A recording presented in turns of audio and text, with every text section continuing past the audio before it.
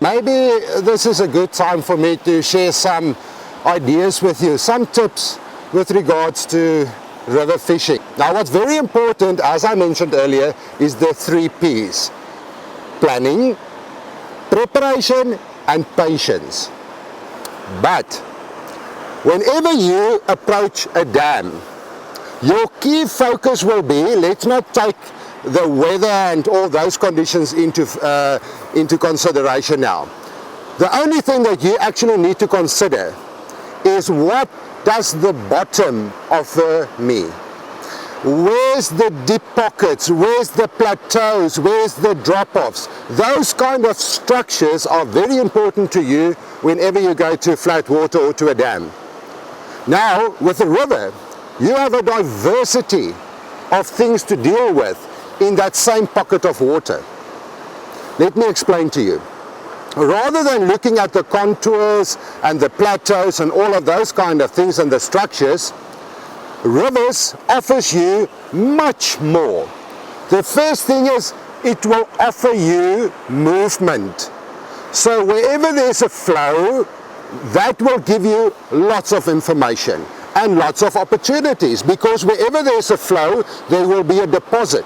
Now, that deposit is sand, sediment, and food that will deposit it from the flow to the banks of that stream.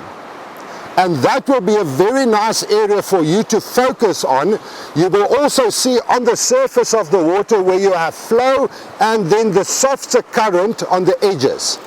Now, that will give you a very good idea where to set your baits up and where to throw in and do all your different things. Furthermore, you will also have your calmer pockets. Now, calmer pockets will be created by the backflow of a stream, or by structures like reeds and rocks, whatever the case may be. The information you get from that is, what weight will I use? How will I approach that specific area with my alignment of line, etc., etc. That is critical information. Then also vegetation. The reeds, the rocks, the dead trees, all of that is a habitat for your predators and for other fish species.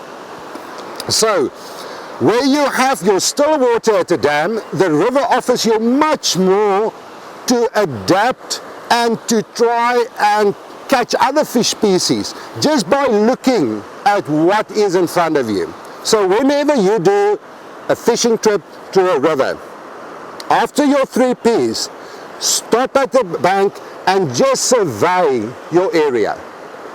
And then use that information to put yourself in the best position to catch a fish.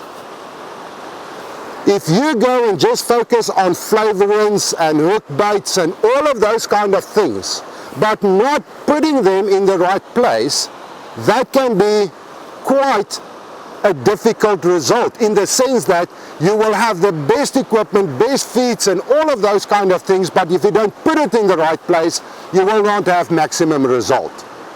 If we look at feeds and particles and baits and all these flavors, also just look at your surrounding, look at the fields, look at the berries, look at the vegetation. And I believe is to start as natural as possible with your flavorings and with your hook baits.